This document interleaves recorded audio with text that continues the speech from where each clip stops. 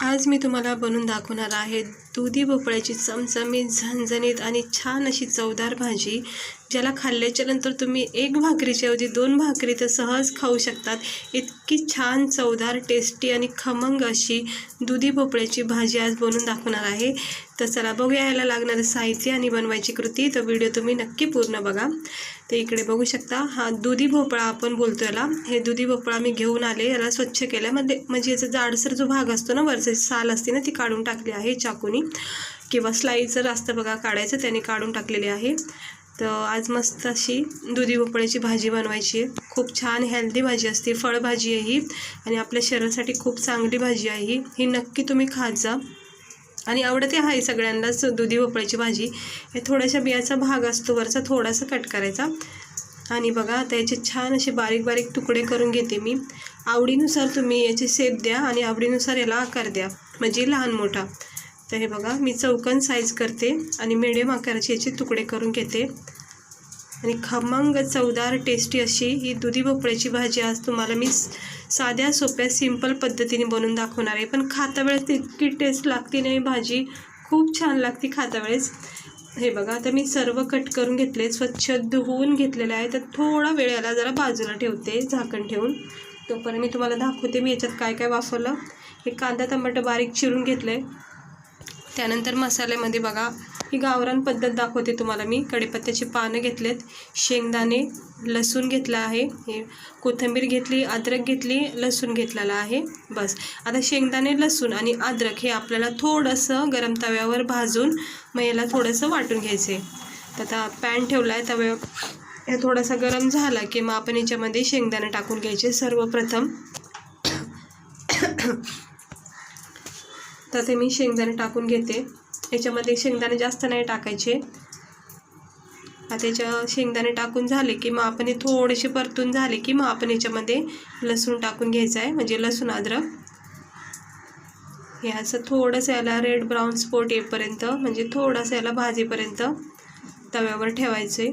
आता लसूण पण याच्यामध्ये मिक्स करायचं. लसूणचा वापर जरा चांगला करा, कारण छान चव येते लसूण शेंगदाण्याने या भाजीमध्ये.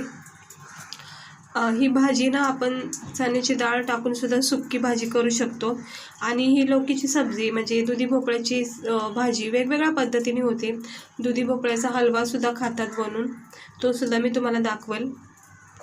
हे थोडंसं भाजून घेते गरम तव्यावर. टिफिनसाठी सुद्धा ही तुम्ही भाजी बनवू शकता झटकीपट, आणि स्पेशली म्हणजे ही खूप हेल्दी भाजी आहे. तर आता बघायला ब्राऊन स्पॉट आले तर ते मी काढून घेत आहे, म्हणजे जास्त काय आपल्याला भाजायचं नाही आहे. हे बघा इकडे बघू शकता, हे थोडंसं भाजून घेतले नॉर्मल, अगदी असं करपवले नाही आहेत. थोडेसे भाजून घ्यायचे, जो पण याच्यावर थोडेसे असे चॉकलेटी स्पॉट नाही आले ना तोवर भाजून घ्यायचे. आता हे अद्रक, लसूण आणि शेंगदाणे याच्यामध्ये आपण थोडी कोथिंबीर टाकून, आता याच्यामध्ये मी टाकते थोडीशी कोथिंबीर आणि थोडे जिरे, ज्याने चांगली चव येईल, फ्लेवर येईल. आता इथं कोथिंबीर टाकून घेतली थोडी, आणि आता थोडेसं अर्धा चमच्याच्या अंदाजाने आपण इथे जिरे टाकायचे. हवं तर तुम्ही इथे धनेसुद्धा टाकू शकता, किंवा नाही टाकलं तरी काही हरकत नाही, पण जिरे नक्की टाका. जिऱ्याने खूप छान फ्लेवर येतो. थोडंसं किंचित असं एक अर्धा चमच्याचा अंदाजाने पाणी टाकले आणि जाडसर वाटण करून घ्यायचं याचं. अजिबात याची पातळ ग्रेव्ही नाही करायची, कारण आपल्याला ही गावरान पद्धत तुम्हाला दाखवणार आहे. हे बघू शकता अगदी जाडसर करायचे, थोडंसंच पाणी टाकून हे वाटण करून घ्यायचे. पातळ बनवायचं नाही आहे, हे अशा प्रकारे बनवा. जाडसरीचं वाटण, शेंगदाणे, लसूण आणि अद्रक, कोथिंबीर, जिरे हे मिक्स करून घ्यायचे. आता इथं मी तेल ठेवले तापत एका कढाईमध्ये. आता तेल थोडं तापून झालं की मग आपण याच्यामध्ये सुरुवातीला 4-5 असे कढीपत्ते टाकून घ्यायचे. आणि कढीपत्ते थोडे तडतडून झाले, म्हणजे अगोदरच तेल तापलेलं असेल तर सहज असे झटकीपट होऊन जातात. आणि मग लगेच आपण हा बारीक चिरलेला कांदा, एक कांदा आपण याच्यामध्ये परतून घ्यायचा आहे. आणि कांदा थोडासा याच्यामधला कच्चापणा निघून गेला, म्हणजे थोडासा लालसर झाला की मग आपण याच्यामध्ये टमाटे टाकून घ्यायचे. हे बघा आता टमाटे टाकून घेते, आणि तोपर्यंत आपण याला चांगलं असं परतून घ्यायचं आहे. हे बघा टमाट्याचा सुद्धा याच्यामधला कच्चापणा निघेपर्यंत, थोडासा नरम सॉफ्ट होईपर्यंत. हे बघा झाले आहेत टमाटे चांगले नरम सॉफ्ट, आणि कांदासुद्धा खूप छान फ्राय झालेला आहे कढीपत्त्यासोबत. आता आपण ही वाटून घेतलेली अद्रक, लसूण, शेंगदाणे, कोथिंबीर, जिरेची हे जे जाडसर वाटण केले ते आपण याच्यामध्ये टाकून व्यवस्थित जरा थोडंसं तेलामध्ये हे मिक्स करून घ्यायचं आहे. आणि त्यानंतर मग थोडंसं मिक्सरच्याच भांड्यामधलं पाणी याच्यामध्ये थोडंसं टाकून घ्यायचे. हे बघा, तोपर्यंत सर्वात प्रथम हे तेलामध्ये परतून झालं की मग थोडंसं मिक्सरच्या भांड्यामधलं वाटण केलेलं पाणी याच्यामध्ये थोडं टाकून याच्यामध्ये आपले डेली रुटीनचे मसाले आवडीनुसार तुम्ही टाका. इथे मी 2-2.5 चमच्याच्या अंदाजाने लाल तिखट वापरले, कमीसुद्धा वापरू शकतात तुम्ही. आणि त्यानंतर इथं अर्धा चमचा हळद, धना पावडर हे टाकायचे. आता धना पावडर टाकते इथं छोटे चमचे आहेत म्हणून 2-2.5 चमचे टाकते, म्हणजे अंदाजे 1-1.5 चमच्याच्या अंदाजाने टाकते मोठ्या चमच्याच्या. त्यानंतर आपण इथं टाकणार आहोत हळद, अर्धा 1 चमचा हळद टाकायचं आहे, कारण हळदीने चांगला रंग येतो भाजीला. हे बघा, हळद टाकून घेतली आहे. आता आपण हळदीच्या नंतर आपण याच्यामध्ये टाकायचा आहे गरम मसाला. गरम मसालासुद्धा 1च चमचा टाकायचा आहे, कारण आपल्याला थोडासा अर्धा चमचा गरम मसाला नंतर वापरायचा आहे. त्यामुळे इथं अर्धा 1 चमच्याच्या अंदाजानेच गरम मसाला टाकायचा आहे. हे बघा, 1 चमचा टाकून घेतला आहे. आणि आता याला हळूहळू व्यवस्थित त्या पूर्ण मसाल्यामध्ये, ग्रेव्हीमध्ये हे मिक्स करून घ्यायचे सर्व मसाले.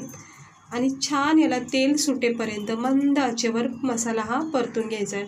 कारण मसाला व्यवस्थित परतून झाला की मस्त अशी चव आणि फ्लेवर असा सगळ्या मसाल्याचा, शेंगदाणे, लसूण सगळ्या मसाल्याचा फ्लेवर उतरतो. आणि हे मिक्सरचे जे वाटण केले ना आपण शेंगदाणे लसूणचं, त्याच्यामध्येच पाणी टाकून तेच पाणी वापरायचं आहे, जेणेकरून काय होतं, चांगला फ्लेवर पण येतो आणि वेस्ट पण जात नाही. मग आता याचं व्यवस्थित मिक्स करून घेतलं आहे. आता याला तेल सुटेपर्यंत हा मसाला परतून द्यायचा आहे मंद आचेवर.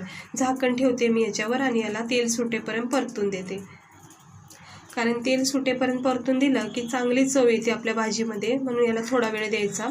आणि हे बघा, अर्धा 2 मिनटानंतर आपल्या मसाल्याला बघा किती छान असं तेल सुटले, तुम्ही बघू शकता. हे असा टेक्स्चर येईपर्यंत मसाला असा चांगला परतून घ्या तेलामध्ये मंद आचेवर. अजिबात गॅस फास्ट नाही करायचा.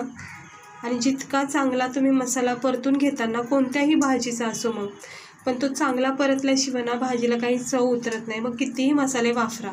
आता परतून झाला आहे मसाला, तर आपण याच्यामध्ये कट केलेले दुधी भोपळ्याचे जे काप आहेत ना त्याच्यामध्ये टाकून घेऊया. आणि चारी बाजूनी याला सर्व मसाल्यामध्ये मिक्स करून घ्यायचे. खूप छान हेल्दी आणि टेस्टी भाजी आहे.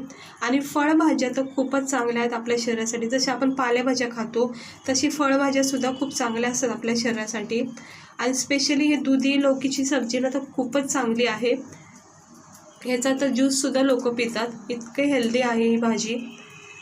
तर तुम्ही नक्की ट्राय करा ही भाजी. जर तुम्हाला दुधी भोपळा खायला आवडत असेल तर. याच्यामध्ये मी थोडंसं पाणी टाकले, कारण मला थोडासा रस्सा पण बनवायचा आहे. आता याच्यात चवीनुसार मीठ टाकून घेते.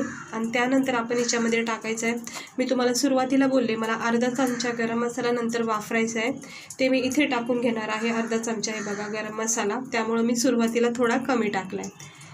असा वरून गरम मसाला टाकला की अजून चांगली चव येते भाजीला. आता हे सगळं मिक्स करून घ्यायचं आहे, मीठ आणि गरम मसाला पुन्हा एकदा भाजीमध्ये आपल्या.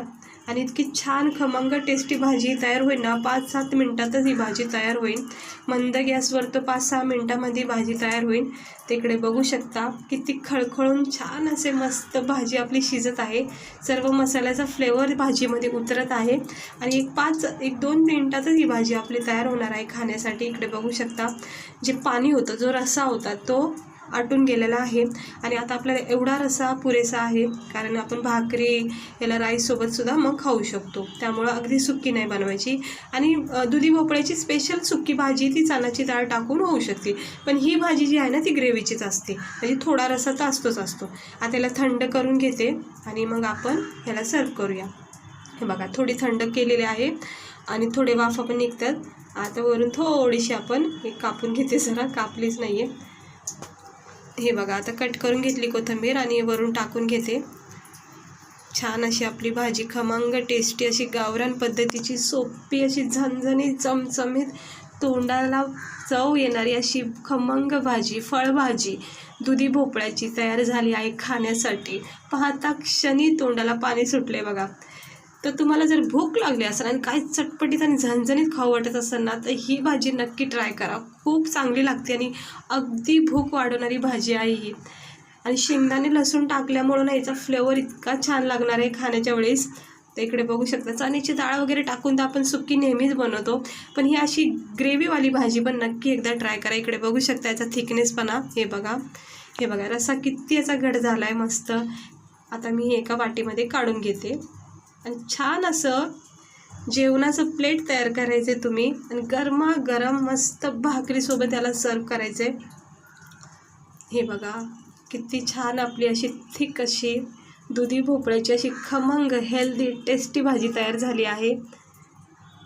हे बघू शकता नरम सॉफ्ट आपला दुधी भोपळा शिजून निघालेला आहे आणि खूपच अशी मस्त भाजी आपली गरमागरम तयार झाली आहे खाण्यासाठी. तिकडे बघू शकता याचा थिकनेस पण आम्ही तुम्हाला दाखवते. हे बघा किती घट आणि छान अशी तरी झाली आहे, रस्सा झाला आहे. हॉटेलमध्ये सुद्धा दुधी भोपळ्याची भाजी बघा वाटीमध्ये आपल्याला अशीच खायला भेटते. वरून थोडीशी कोथिंबीर टाकून घेतलेली आहे. त्याला गरमागरम राईससोबत, भाकरीसोबत, रोटीसोबत, ज्वारीच्या भाकरीसोबत तर अप्रतिम भाजी लागते ही. खाता क्षणी तुमची भूक वाढेल आणि एक भाकर घेता असेल तर दुसरी भाकर तुम्ही नक्की घेताल. तर आवडली असेल तर नक्की लाईक करा, चॅनलला सबस्क्राईब करा.